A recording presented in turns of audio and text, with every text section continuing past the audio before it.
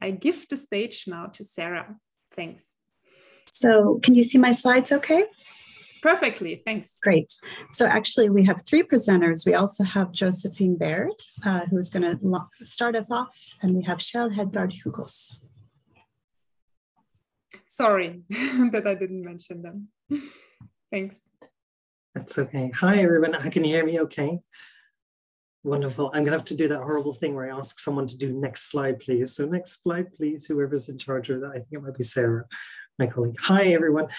So yes, we're having this conversation about liminal spaces and Minchika play. I want to introduce very quickly some of the core concepts and notions that we're going to be drawing from to discuss relationships in this regard. We base our work in different perspectives, but we commonly, when we look at role-playing games, understand them in a social context, and the social context that we believe the players exist in, but also the social context within which they're playing roles or playing their games, but also as they function, how they can change themselves within those environments and how their environments can be changed in regard to that. That's part of our broader work. But basically for this talk and in general, in my own work as well, we consider the world in terms of its performative functions and the ways in which we play our roles constantly. This is very much sort of like a Goffmanian or a Judith Butler version of looking at social environments, is encouraging people to present different versions of themselves in everyday life. We have different aspects of ourselves that we present. Just sort of like unintentionally and sort of like unconsciously, we have our presenting at a conference self, or we have our selves that we play when we're encouraging each other in an environment that's social. Role-playing games, on the other hand, allow us to interact with those notions in an intentional way, to engage with these notions that are sometimes incredibly complex or very, very unconscious or obtuse in other parts of our world. And we're able to engage with those systems as systems in themselves, as in functions of logic and sets of rules. And as such, role-playing games allow us to model and explore and especially move in and out of established social frames, but also new social frames. So, next slide, please.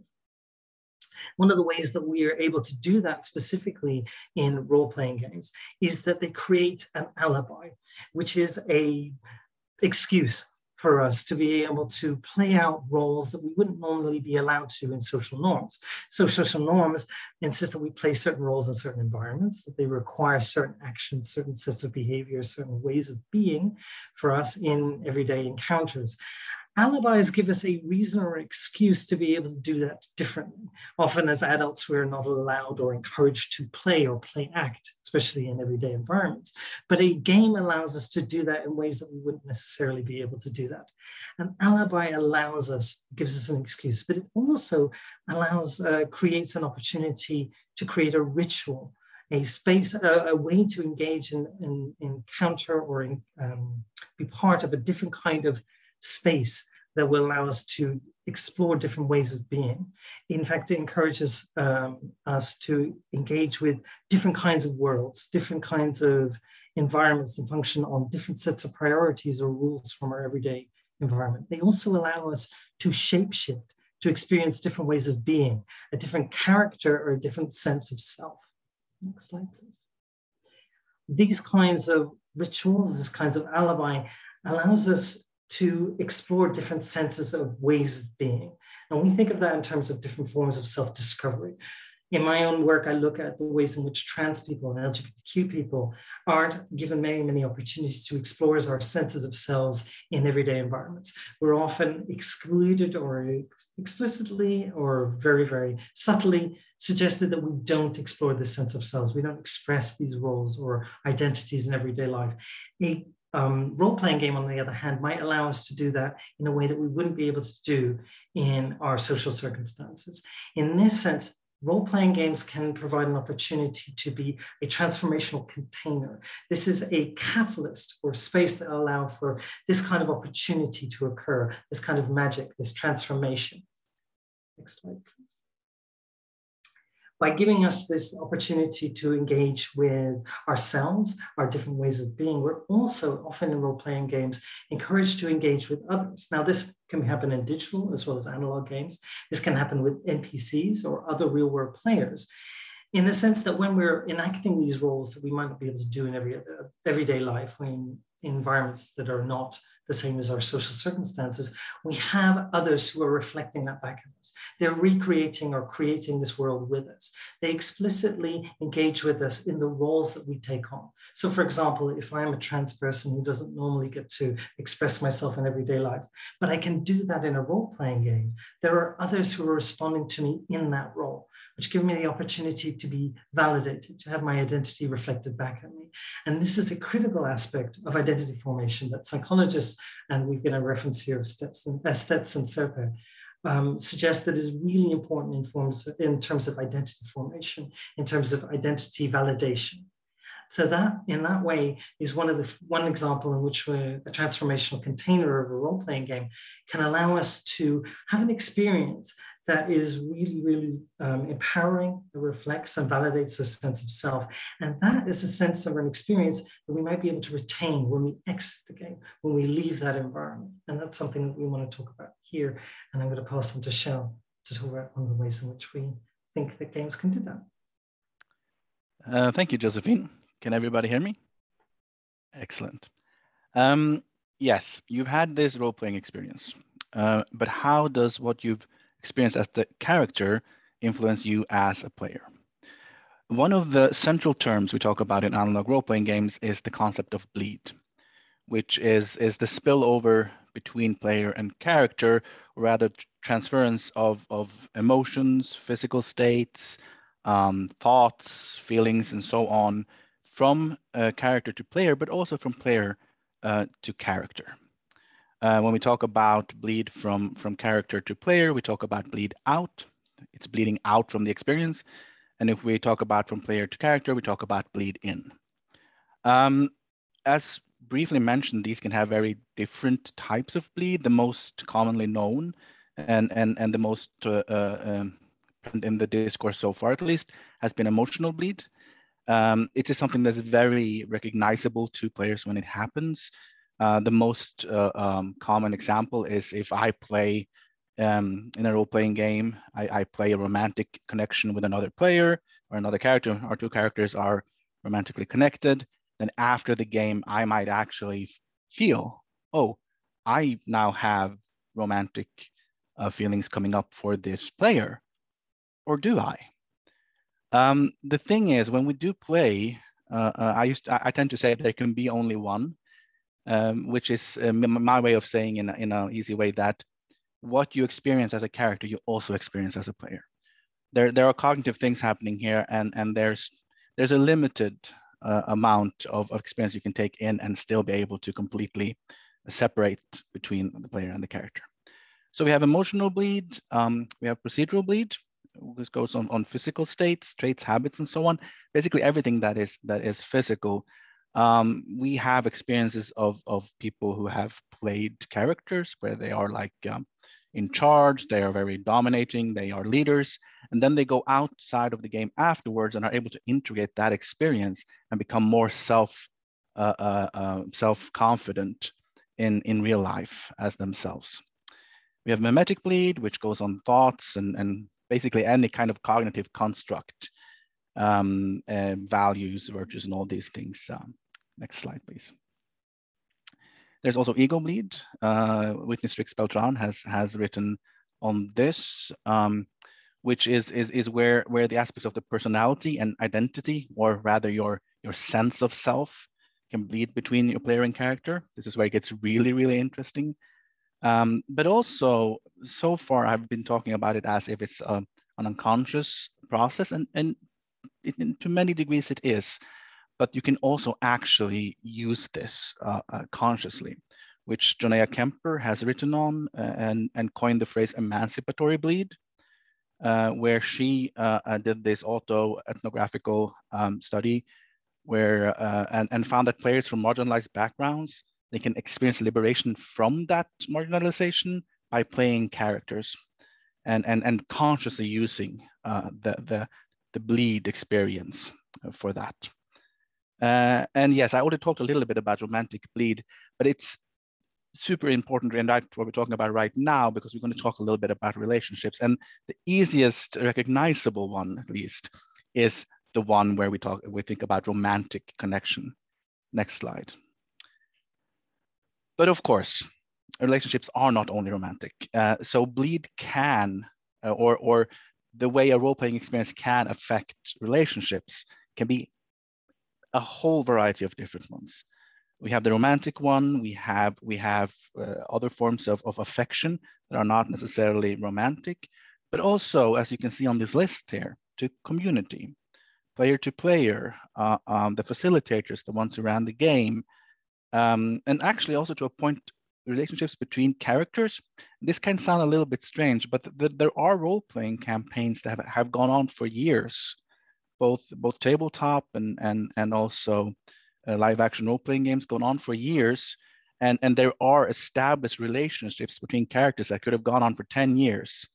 And they, even though they're fictional, they sort of kind of exist still and can be influenced by these experiences. Next slide, please. So to try to sum it up a little bit, it's a co-creative activity when you do role-playing. And when you co-create together, you basically create a new reality, a new mode of reality. And in this new mode of reality, we're more able to just let go through alibi, among other things that Josephine mentioned, of these the way we limit ourselves in thinking about things. And so also, of course, this affects relationship and how we relate to others. And this can also be very powerful because when you do this, when you allow yourself out of this through alibi, out of your confined space that you usually put your own self, your identity in, you can experience unprecedented levels for you of intimacy, vulnerability, connection, and so on. And this, of course, could shake people quite a lot because you have this experience, you come out of it, and all of a sudden things have changed. There are new rules. You see the world maybe in a different place, and you can understand relationships also differently. And unless we are able to hold that experience, it can actually be, I'm not going to say dangerous, but it can be risky if you're not aware that these things do exist. So the question I ask before I go over to Sarah is, how do we then design these experiences in order to harness the transformative potential? Over to you, Sarah.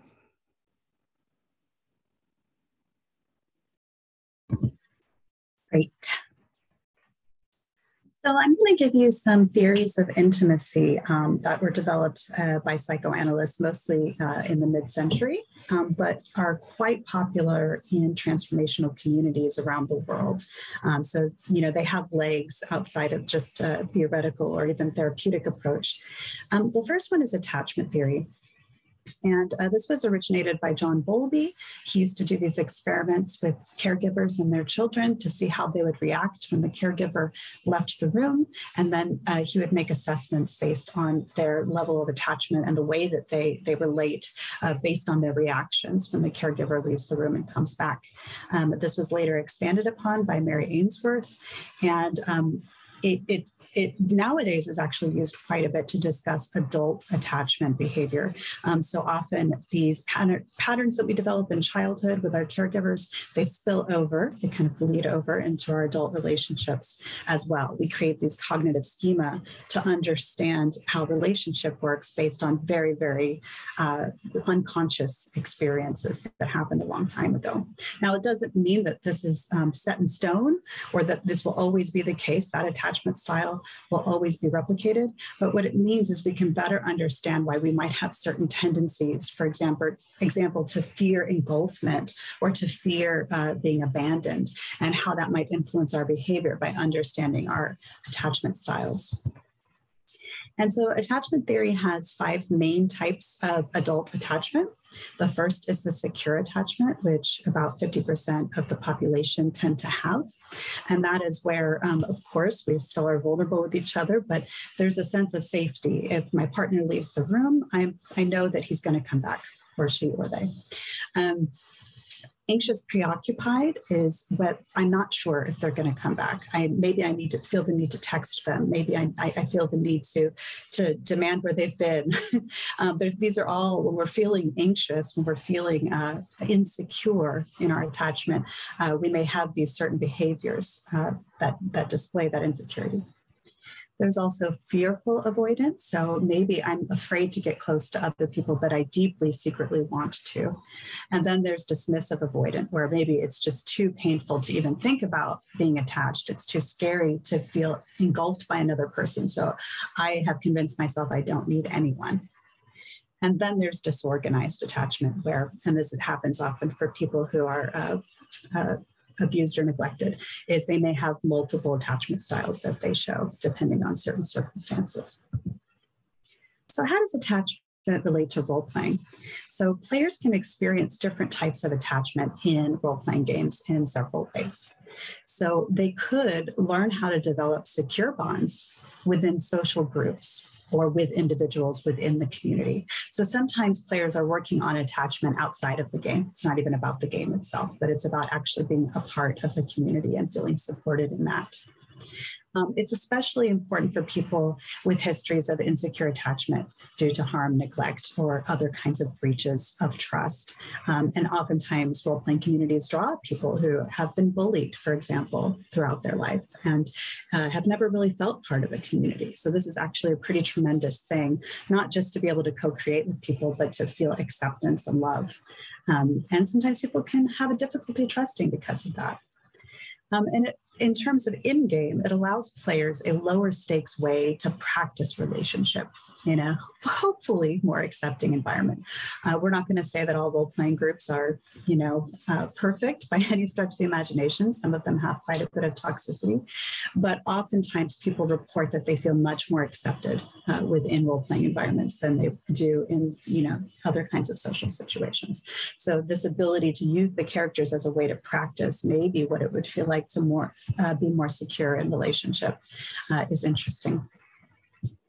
And so we can also explore different kinds of attachment within the role-playing game itself. So we can, like I said, rehearse the behavior of a more nourishing attachment style. But more often than not, within games, we actually explore insecure attachment styles through in-game dysfunctional relationship dynamics. So it's sort of a trope, or basically like a design understanding that you have to embed some sort of awful conflict into character relations. We'll get into that in a second. Otherwise, the game won't work. So when we do that, when we play that stuff out, we are doing it as the character. So we have a little bit of a window to be able to try to understand our own emotional responses, and maybe also learn ways that we might not want to engage in relationship in the outside world. Another theory that's related to this is transactional analysis. It was developed by Eric Berne, and there's this book called Games People Play. And this book identifies various dysfunctional relationship styles as transactions and unconscious games. He focuses on 3 ego states that at any given time we may be portraying. So at any given time, we're either the parent, the adult, or the child. And so we are constantly switching in and out of these ego states, even though we don't realize it. So right now, as I'm giving this lecture, I'm probably more in parent, right? Or in adult, probably not in my child self, but that could easily activate if, something goes wrong and I start to feel scared. So this focuses on developing this adult self who is autonomous and functional in the present moment. And again, that's something that we can explore in role-playing games through this sense of agency. One of the games that is talked about is the drama triangle. This is a common game, and it was developed by Stephen Cartman for use in this transactional analysis work. And it focuses on a very common type of dysfunctional relationship dynamic where everyone within this dynamic feels totally disempowered, and so they play out certain roles. And the perpetrator feels disempowered, so they exert control over others. The victim feels disempowered so that they feel like they can't take any sort of meaningful action. And then the rescuer tries to heal, save, rescue, or fix others within the triangle. And so these are really easy to put into characters, right? And into character relationships. And sometimes there's a payoff in playing those things out. There's a sort of energy that you can get. And some players will really enjoy having these quote unquote positive, negative experiences, and because they love the bleed that comes from that. And so we can play in role-playing games, parent, childs, and adults. We can play perpetrators, victims, and rescuers. These are familiar dysfunctional dynamics, but also we can practice different kinds. So in the empowerment triangle, for example, the perpetrator becomes the challenger. This is when we feel empowered. The rescuer becomes the coach, and the victim becomes the creator. So role-playing games are also a space for us to practice those kinds of things. And Kjell will talk more about that. Yeah, we're covering a lot of ground quickly, but bringing it back to magic and bringing it back also to what Josephine started with this container, and that role-playing is a alchemical container for intimacy. Contrary to what might be intuitive here, the ways we can reach this point where we can push our boundaries and learn more about how we practice intimacy is not by just doing it. We actually need very strong safety frames around it. And